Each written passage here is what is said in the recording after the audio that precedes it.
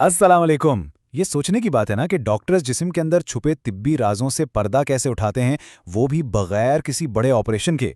चलें आज एक ऐसी ही ज़बरदस्त मेडिकल टेक्नोलॉजी की बात करते हैं जो समझ लें बिल्कुल एक मेडिकल जासूस की तरह काम करती है।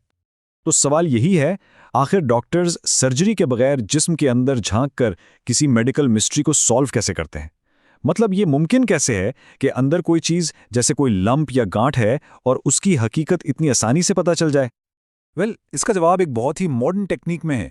एक ऐसा तरीका जो न सिर्फ बिल्कुल प्रिसाइज यानी ठीक निशाने पर लगता है, बल्कि इसमें तकलीफ भी ना होने के बराबर होती है। मेडिकल जबान में से कहते हैं मिनिमली इन्वेसिव, सीधे लफ्जों में कम से कम चीर फाड़ वाला तरीका। चलें अब आते हैं इस टेक्निक के नाम पर। थोड़ा सा टेक्निकल साउंड करता है, लेकिन घबराने की बात नहीं। हम इसे बिल्कुल आसान हिस्सों में तोड़कर समझेंगे, सब कुछ क्लियर हो जाएगा। ओके, तो इसका पूरा नाम है percutaneous image guided fine needle aspiration cytology, या आसान लफ्जों में FNAC। चलें इसको ब्रेक डाउन करते हैं। परक्यूटेनियस का मतलब है जिल्द के जरिए, ठीक। फिर आता है इमेज गाइडेड, यानी अल्ट्रासाउंड या सीटी स्कैन जैसी टेक्नोलॉजी की मदद से देखते हुए। फाइन नीडल एस्पिरेशन का मतलब है एक बहुत ही बारीक सुई से सैंपल लेना। और आखिर में साइटोलॉजी, मतलब उन सेल्स का माइक्रोस्कोप के नीचे जायजा लेना, ताकि बीमारी की तशखीस हो सके, जैसे थायराइड की गांठ में आखिर है क्या। अच्छा, तो अब अगला जरूरी सवाल, ये बायोप्सी यानी FNAC आखिर करवाने की जरूरत ही क्यों पड़ती है? डॉक्टर्स इसका मशवरा क्यों देते हैं? देखें, ये किसी भी मेडिकल इन्वेस्टिगेशन का पहला और बहुत अहम सुराग होता है। देखें, इसकी कई वजूहात हो सकती हैं। फॉर एग्जाम्पल, जिसमें कोई ऐसी गांठ या लंप है जो मशकूक लग रही है, खास तौर पर थायराइड में। या फिर हो सकता है किसी और स्कैन में जिगर या फेफड़ों में कोई चीज़ नजर आई हो, तो इसकी आगे तशखीस करनी है। सबसे अहम मकसद तो ये जानना होता है कि कोई मांस कैंसर वाला है या बगैर कैंसर के। और हाँ, इस प्रोसीजर का एक बहुत बड़ा फायदा यह है कि ये लोगों को बड़े पेचीदा ऑपरेशन से बचा लेता है। अब बात करते हैं इसके सबसे दिलचस्प हिस्से की, इमेज गाइडेड, मतलब तस्वीरी रहनुमाई। ये वाकई कमाल की टेक्नोलॉजी है। यही वो चीज़ है जो डॉक्टर्स को जिस्म के अंदर बिल्कुल ठीक निशानी तक पहुंचने में मदद देती है।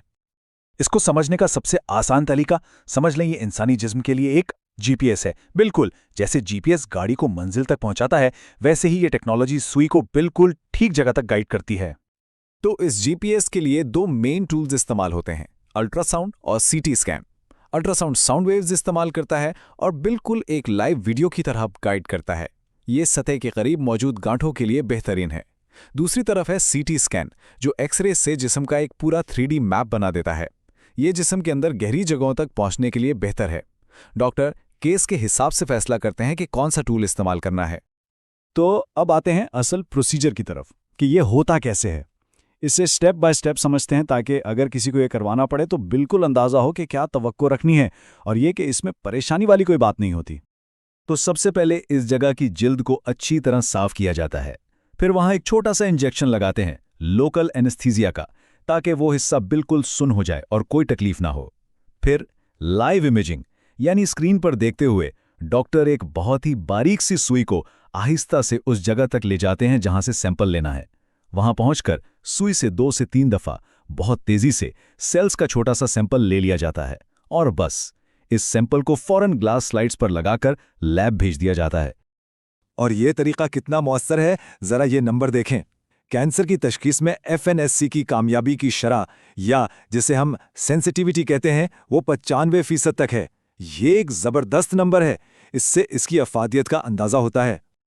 और एक और अच्छी बात, ये जो पूरा सैंपल लेने का प्रोसेस है ना, ये अक्सर सिर्फ कुछ ही मिनटों में पूरा हो जाता है। मतलब कोई लंबा इंतजार नहीं। चलें, प्रोसीजर तो हो गया। अब इसके बाद क्या होता है, रिकवरी कैसी होती है, और सबसे अहम फाइनल रिपोर्ट कब आती है? अब इन सवालों के जवाब देखते हैं। देखें, प्रोसीजर के फौरन बाद मरीज को थोड़ी देर इंतजार करने का कहा जाता है। क्यों? ताकि लैब से पता चल जाए कि सैंपल ठीक से आ गया है। अगर ना आया हो तो शायद एक बार और सैंपल लेना पड़े। जब लैब से ओके हो जाता है तो आमतौर पर 1 से 2 घंटे में अस्पताल से छुट्टी मिल जाती है। अगर कोई हल्की फुल्की तकलीफ हो, जो कि कम ही होती है, तो 6 घंटे बाद पैरासीटामोल ली जा सकती है। और जो फाइनल रिपोर्ट है वो अमूमन 5 से 7 दिन में तैयार हो जाती है, और उसका मैसेज भी रजिस्टर्ड नंबर पर आ जाता है। अच्छा, कुछ जरूरी हिदायत। हल्का फुल्का दर्द आमतौर पर नहीं होता, लेकिन अगर हो तो आम पेन किलर से ठीक हो जाता है। हाँ, अगर खुदा न खास्ता दर्द बहुत शदीद हो या गर्दन में बहुत ज़्यादा सूजन हो, खाने पीने में मुश्किल हो या आवाज़ भारी हो जाए, तो फ़ौरन अपने डॉक्टर या अस्पताल के मुताल्लिका शोबे से राब्ता करना बहुत ज़रूरी है। और सबसे आखिर में, जब रिपोर्ट आ जाए तो उसे लेकर अपने असल डॉक्टर से ज़रूर मिलें ताकि आगे का प्लान बनाया जा सके। तो इस पूरी गुफ्तगू का निचोड़ क्या है? ये कि इमेज गाइडेड बायोप्सी या FNAC, एक, ये मिनिमली इन्वेजिव है, यानी कम तकलीफ दे। 2, इसमें रिस्क कम और रिकवरी तेज़ है। 3, इसकी तशखीसी एक्यूरेसी बहुत हाई है। और 4, ये तशखीस के लिए एक बड़े ऑपरेशन की ज़रूरत को ख़त्म कर देती है। और आखिर में एक सवाल, जैसे जैसे ये टेक्नोलॉजी मज़ीद बेहतर, मज़ीद प्रिसाइज होती जा रही है, सोचिए आने वाले वक्त में हम और कौन-कौन सी मेडिकल मिस्ट्री सॉल्व कर पाएंगे। ये इनोवेशन मेडिकल साइंस के मुस्तकबिल के लिए वाकई एक रोशन उम्मीद है।